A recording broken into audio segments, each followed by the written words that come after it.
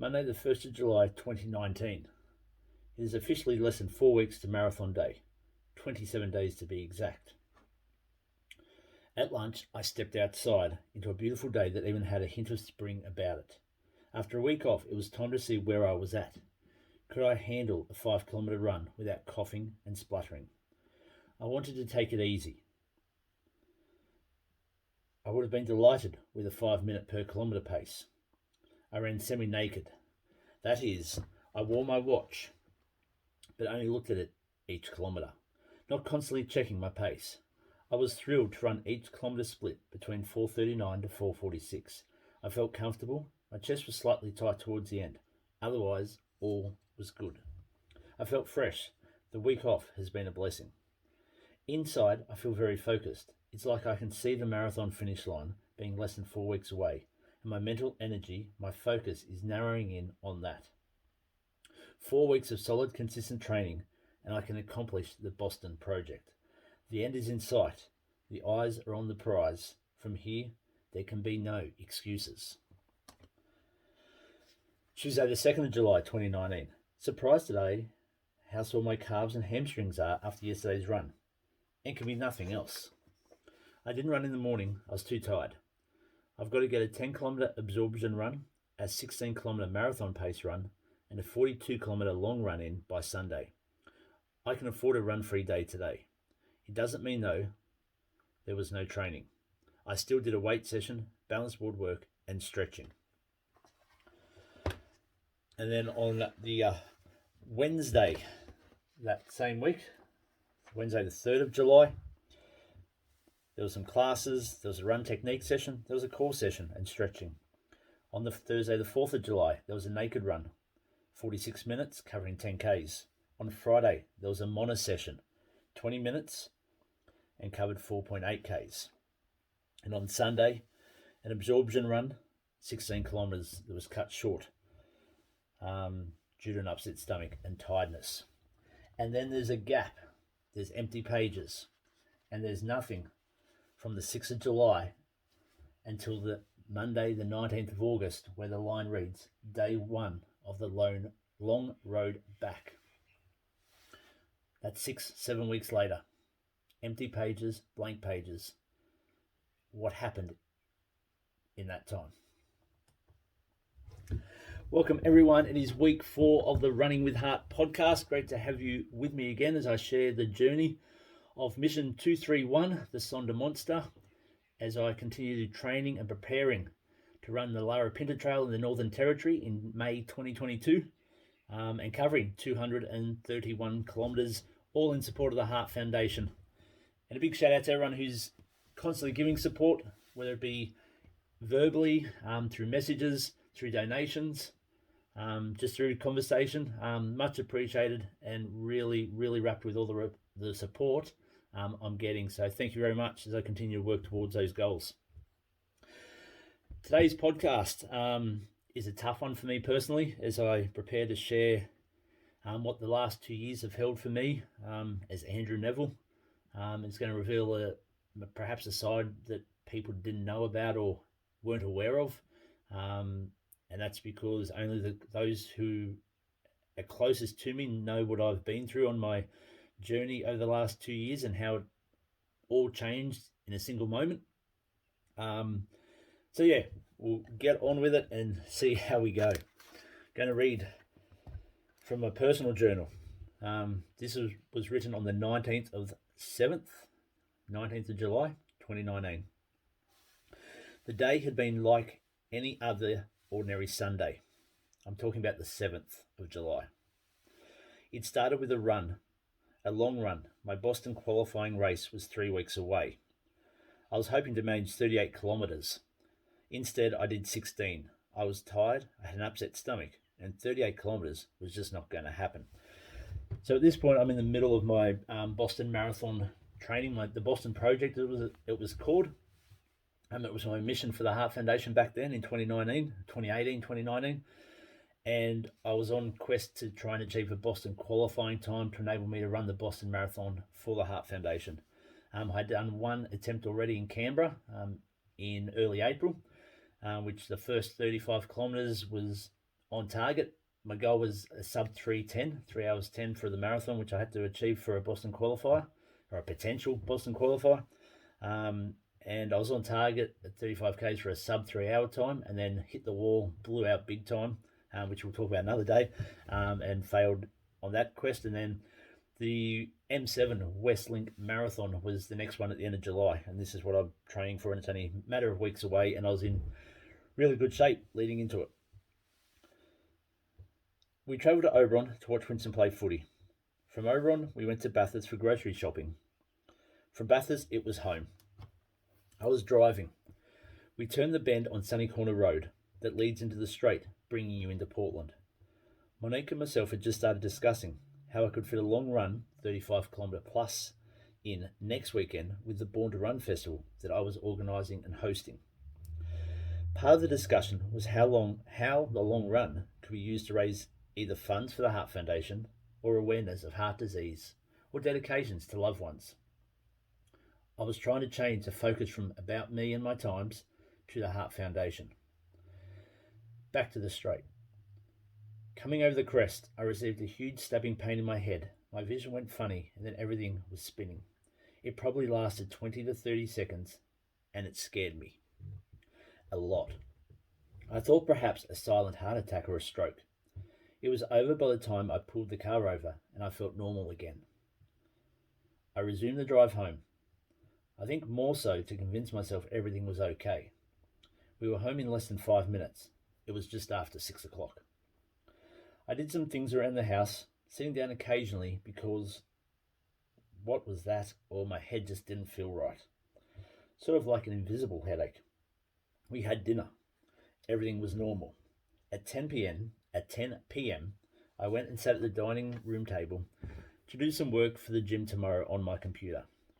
Then, bam, it was back. The room was spinning and rocking and twirling.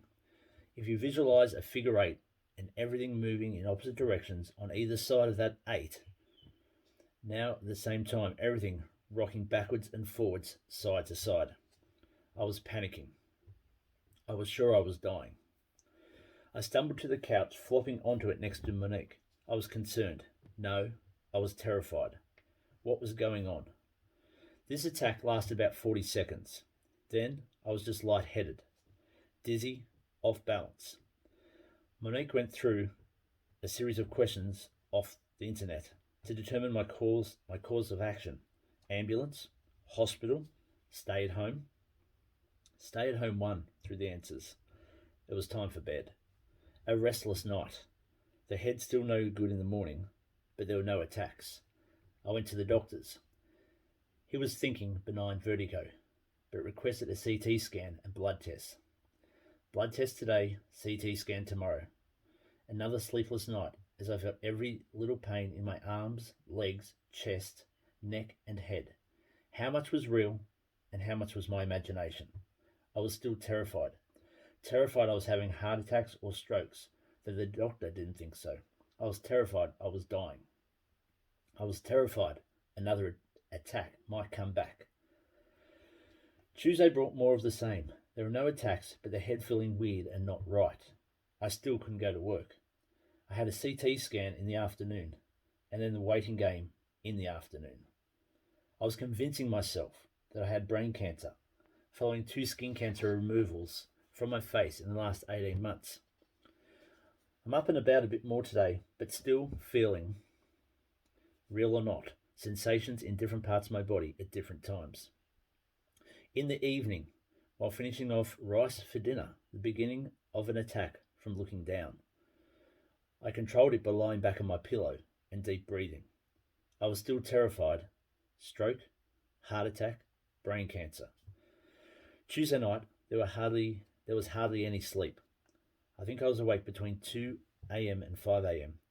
I was feeling tingling in my fingers, my hands, my arm, my right butt cheek, my right leg, my back, my neck.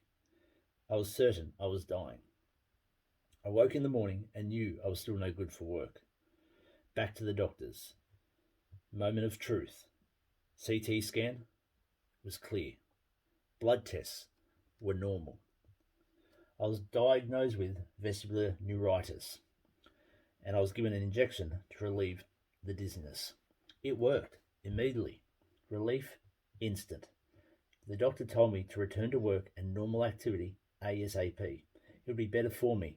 The condition, the virus, it could last 4 to 6 weeks. The needle pretty much knocked me out all day. I couldn't stay awake. Still, even with the results and the diagnosis, I was still terrified. Of what? Death? The attacks are, still so fresh in my mind. They were scary. The scariest thing ever. And the doctor agreed that's how they are described. Terrifying. People think they are dying. People think they are having a heart attack. The thought of an attack, just happening again, terrifies me. There was no warning. It had been a normal Sunday. I had felt normal. At 5:59 p.m., I felt normal. At 6 p.m., 1 minute later, bam, everything changed. A week later, I'm improving.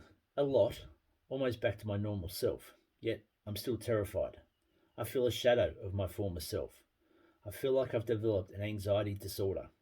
I feel the slightest off balance, and I feel like I'm about to go into a panic in fear of an attack. What if it's not vestibular neuritis? On my own, I feel anxiety grip. What if something happens now? If I feel a tingle in my arm, anywhere, I feel the anxiety. Is this now my life? Am I going to let it control me? Is it going to change who I am, what I become, what I do, what do I achieve? Fear. I'm living in fear. It's crippling and it's life-changing. So that is written a week after the initial attack. The dizziness, the vestibular neuritis, as it's described or diagnosed as, was on the 7th of July. As I mentioned, I spent 3-4 days off work during that time. And I remember each day waking and thinking, is this the day that I die?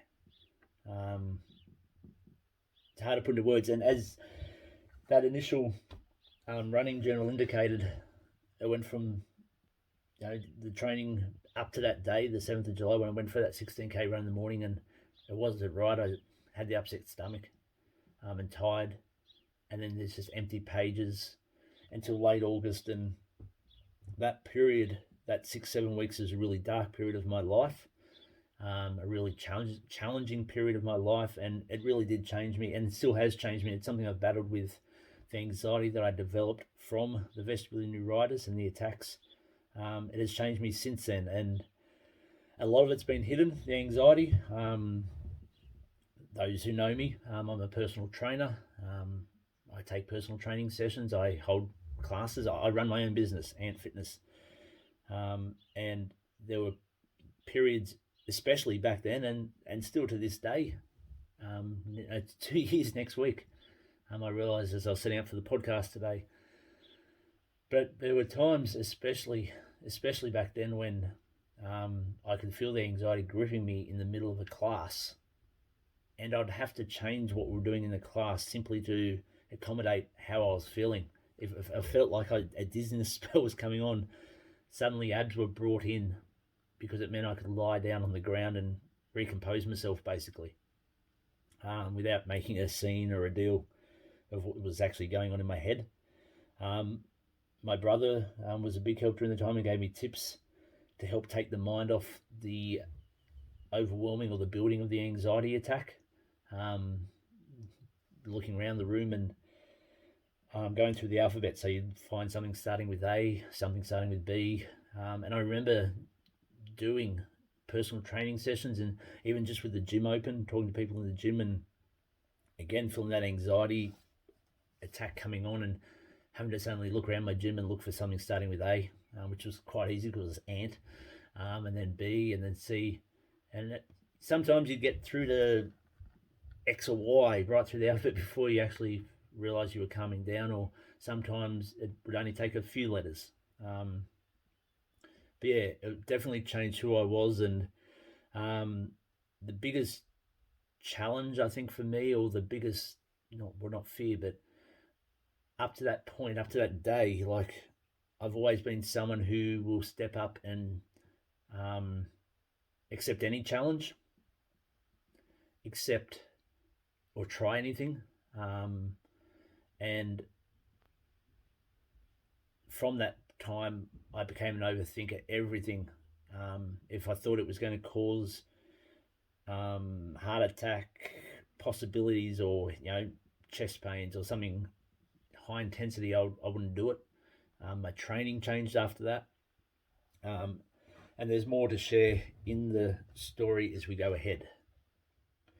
So I want to share with you now, try and give you a bit more of an insight as to what developed following that attack on the 7th of July. So as that little journal entry indicated, I spent most of the week in bed and visits to the doctor with the CT scan and blood tests, which were all clear.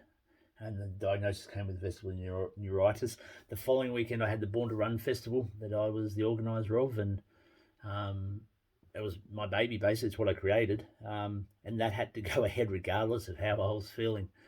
And I remember on that Born to Run festival day, just living in fear, basically, that either I was going to have an attack in front of everyone, or I was going to die. That was my constant thought during that period, that each day I just thought I was going to die.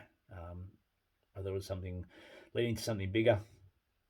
And trying to move around and organise that festival and make sure it all went according to plan was really hard. And it was a real front I had to put on that day to show, I guess, a brave face in that sense, that so no one knew what was going on inside of my head, the fear that I was experiencing at the time. Following the Born to Run festival, obviously work continued, and then I actually went for a bushwalk with Monique down in the Blue Mountains, which surprised me when I look back at that note that I've made. That was a 50-minute bushwalk, so obviously trying to get back to normal. And then a bushwalk with my son not long after that as well. And then things started to go downhill again for me on Thursday the 25th of July. So this is, not quite 3 weeks later. I've made a note. Another minor dizzy spell at breakfast, tingling in my arms and fingers. I went straight to the doctor's. He said it was part of the 4 to 6 week period. He wants an MRI though to rule out a nerve condition. And then on the Friday, I remember having a panic attack in the gym in the afternoon. I had a tight chest in the evening and I wasn't sleeping well. And I remember coming home that Friday night, and as a family we watched, the name of the movie escapes me. It's a Disney one. The guitar music was really, really good. Disney one. Pixar, I think. Starts with C. Anyway, it slips in my mind. I remember watching that, and for that 90 minutes or whatever the movie went for, I felt normal. There was no chest pains. I'd stopped thinking about my head, and that was a real special moment for me to be able to do that. And then went to bed and didn't sleep well. Saturday the 27th of July, my chest felt normal in the morning, and it's the best I've felt in 3 weeks. In the afternoon, my chest is tight. It got worse, including my arms. I had a terrible night. I was awake for nearly 90 minutes with pain everywhere at some point. And on Sunday the 28th of July, which is a bit ironic because Sunday the 28th of July is the day I should have been running the M7 marathon, the Boston qualifier attempt. Instead, I was probably at the lowest, or close to the lowest point I got to in the whole journey. My chest was tight watching Winston at football. It got that bad. This is following that night of pain everywhere. I went to the doctor's afterwards in Lithgow, and he sent me to the hospital because the scenario I was giving him was possible heart attack symptoms, and so he didn't think it was a heart attack. He thought it was all part of the vestibular neuritis and my anxiety that I developed from that. But he had an obligation to make sure, so he sent me to the hospital. At the hospital, I had an ECG, I had chest x-rays, and I had blood tests, and I was monitored for 3 hours. And in that 3 hours, it was the most relaxed I'd been for 3 weeks. And I think it was simply because I was in a place where you feel safe, you've got machines set up to you, and you're being monitored. And yeah, definitely it was the most relaxed I've been in 3 weeks during that time. Um, Everything came back well, except the blood test. The blood tests were a bit raised, and had a slight concern over that, so they had to redo them. Um, they still came back higher than expected, but they couldn't explain it, and so they believed it was anxiety that I was experiencing and developing. And I remember the doctor saying to me, "You just got to relax." She suggested some relaxing methods, such as listening to some apps, um, some natural medication, and to see my doctor a couple of days after about the raised blood tests. Um, she asked me why I wasn't running the marathon that day, indicating that there was nothing wrong with me. It was all in my head. And looking back, I did question that. Like, it was all anxiety I was experiencing, and everything seemed so real at the time. But medically, there was probably no reason I couldn't have run that marathon that day, except of the mental health battle I was experiencing at the time, and has developed since. I started an Abide medication app that night before bed to help me calm down and relax and be able to try and get a good night's sleep. I remember for the first time in my entire running my business, my Ant Fitness time, which at the time, what are we in, with 16 years now, so that was 14 years I'd been running that. Going to work on that Monday morning, I was terrified.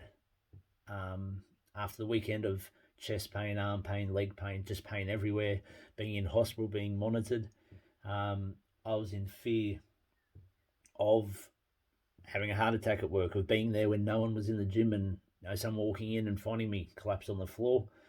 All those thoughts went through my head, and I was terrified of going to work, and it was such a tiring day.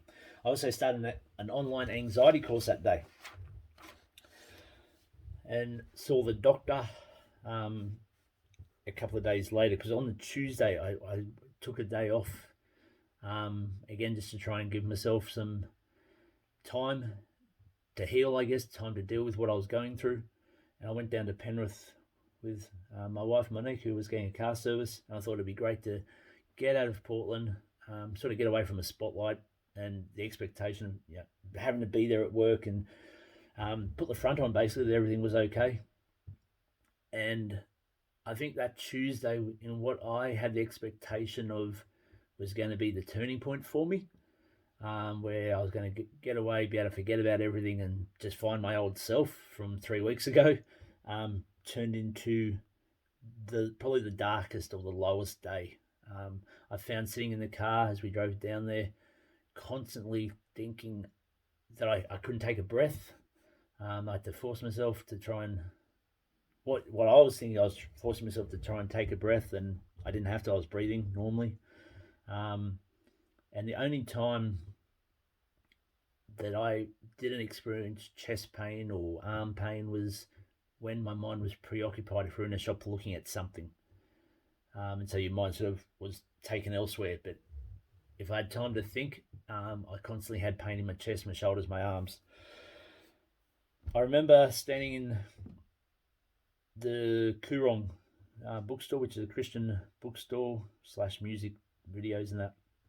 And I remember standing in the music video section, and they had a preview of an upcoming movie that was about it was a cross country movie. So automatically, with my cross country history, it had me intrigued and interested.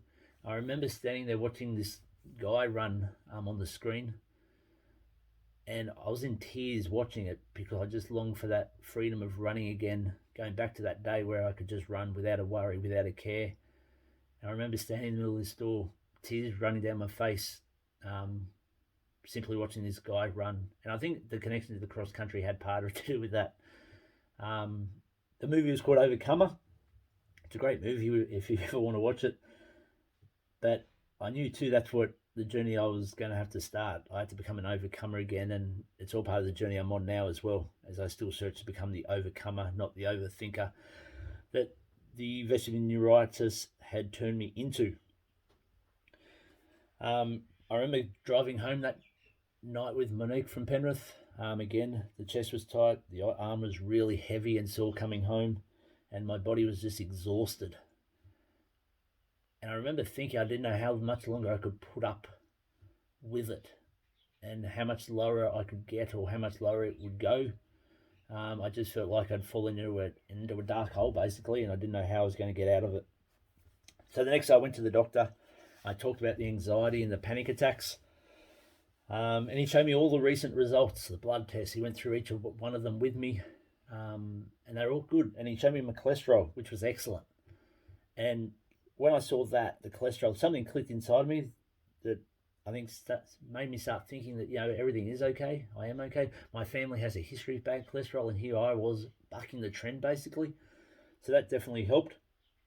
But I remember my doctor saying, "What's going on, Andrew? You're meant to be helping people, and here you are, struggling to help yourself, basically, letting the vestal neuritis really control my life and my headspace."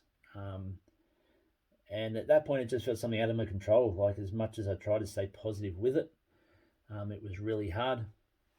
And I felt a shadow of my old self. I felt like I was 12 years old, which was really interesting. I finally got myself to do a run, and that was with my son Dalton. We had Sitter Surf coming up, good old Sitter Surf, which, as you know from just the 3 podcasts we've done, plays a big part in my life and has very fond memories. It was coming up, and obviously I was still hoping to run it. I didn't know how. I was meant to be running it with my daughter that year, and I went for a 5K run with Dalton on the 2nd of August. And the note I've made on a bit of paper was, it was tough to get out the door. I had a few fleeting moments of bliss, but it was a run and it was a step forward.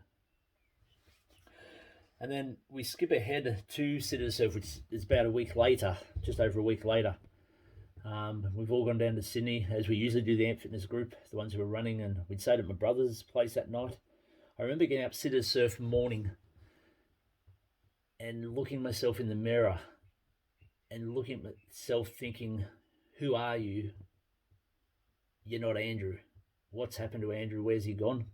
And what are you doing today running Sitter Surf? You shouldn't be running. You're not well. You're going to kill yourself by running today.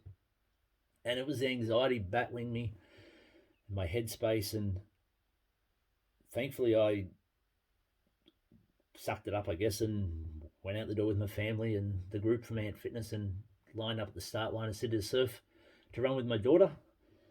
And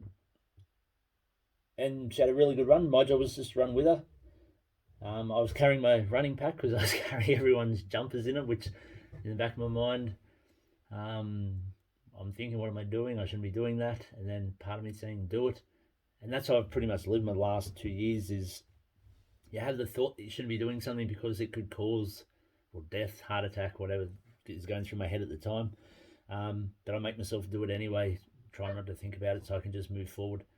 But anyway, running Sitter Surf with Tabitha, she ran a really good race. And when I came around that final bend of Bondi Beach and saw the finish line, it was the most satisfying moment crossing a finish line I've had. And that includes all my Sitter Surfs to date, when I'd beaten all my goals that I'd set, with the exception of that year when I went backwards, which started the Running with Heart journey. But even when I ran the 4-minute splits, which had been a long goal of mine, even crossing the New York Marathon line, crossing that finish line at Sitter Surf in 2019, which at the time was my 13th Sitter Surf. It was the most satisfying feeling, and it was such a big moment, which was just crazy and just showed me how low I was going and how low I'd been. That a race I was doing for the 13th time was so special to be crossing the finish line of. And that was when I think I made the choice in my head that I had to do something to get myself out of this hole, this rut that I was falling into with anxiety. But it was a long road in front of me. It was going to take a lot of help from family and friends. And so a week later, on the 19th of August, is where it sort of started to begin. I'm just going to share that with you now. And then we'll probably end it there. There'll be part 1, and then I'll continue to share the journey with you following that and the time since and my ongoing battle with anxiety. It's still there. I still battle it at various times. Monday the 19th of August 2019, day 1 of the long road back. After spectating at yesterday's Mudgee Running Festival, my running calendar slate is clean. I have no major event or deadline on the horizon. The Boston Qualifier Marathon has been and gone, July 27th. Sitter Surf was last weekend. The Mudgee Half, which I ended up spectating at, was yesterday. What that does for me, I guess, is gives me maybe closure or a closed door on what events I've been aiming for. This means I can start from scratch, perhaps the very beginning. No need to jump in halfway into a program or to try and catch up on one. A clean canvas, so to speak. I decided yesterday, with the Bathurst Edgell Jog 5 weeks away, a realistic goal for me is to have my weekly long run up to 10 kilometres by then. It's simple, it's realistic, it's a beginning. So again, it gives you that a bit of a scenario there how far I'd fallen leading into that, the period going into that M7 marathon, my Boston qualifier. I was running 38 Ks, 40 Ks, and here I am 6-7 weeks later aiming to have a long run each week, get up to 10 Ks in 5 weeks time. Simple, realistic, it was a beginning. Today, day one. Arms for a weight session, overhand chin-up, dips, plyo push-ups. A long way short of where I was, but a session completed. It felt good. Tonight, an indoor 5 kilometre and beyond class with Tom. It was tough, physically and mentally.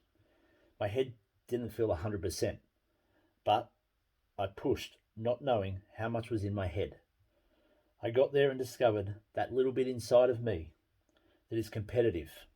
It's still there, deep and lost, but signs that it's still there. All part of the journey, and today was the first step to refinding me, the old me, day one complete. So that is where we're going to leave my battle with anxiety and my anxiety disorder that has developed since July 7th, 2019. We will continue with it next week on next week's podcast as I go through journey with just trying to get out the door and running on my own, and visits to a psychologist, and then conversations with friends and things I've tried along the way as I've slowly improved. And the pleasing thing is I've got to this stage where I can commit myself to training for and preparing for the Sonda Monster, and it's all part of not only supporting the Heart Foundation, but it's part of finding the old me, the overcomer, not the overthinker. And I thank you for being part of that journey. I look forward to sharing it with you, and also raising the mental health issues and topics that it's so important that we talk about and we don't talk about enough, I'm evidence of that, and I apologize for it that I haven't shared it before now, because it's something that needs to be talked about and we need to help people with and find solutions for. Before we go though, I want to touch on my training. Week 12 officially of my training comes to a close this week. I've got a 5-hour run plan tomorrow, which I am looking forward to, but also nervous about. And training has been going well. It's been a tiring week this week. COVID, as we would all know, has raised its ugly head. Again, not that it ever went away, but it's taken a tighter grip on society once more. And my business is affected by that, with mask wearing and changes having to be made in terms of personal training sessions and the way we do classes with the masks, as we try and protect the health of the community. So that's had a toll this week, both mentally and physically. It's been very tiring, very draining, and my runs have reflected that. Very tough runs this week, but I've got through them. They've all been completed, got the distance or the times done. So I'm really pleased with that as we continue moving forward. So looking forward to getting out doing the 5 hours tomorrow, and then we really start to continue to build on that and the time on my feet and the strength and the mental training as well. Again, thank you for all the support, everyone. Thank you for sharing the journey with me. I appreciate, as I said earlier, the verbal support, the messages of support, as well as the donations that are coming for the Heart Foundation. We're currently sitting at $1,379, which is just fantastic so early on into the journey. We've got, 10.5 months to go before the Sonda Monster happens. Looking forward to it. Everyone, run with heart as always. Until the next podcast. See you then.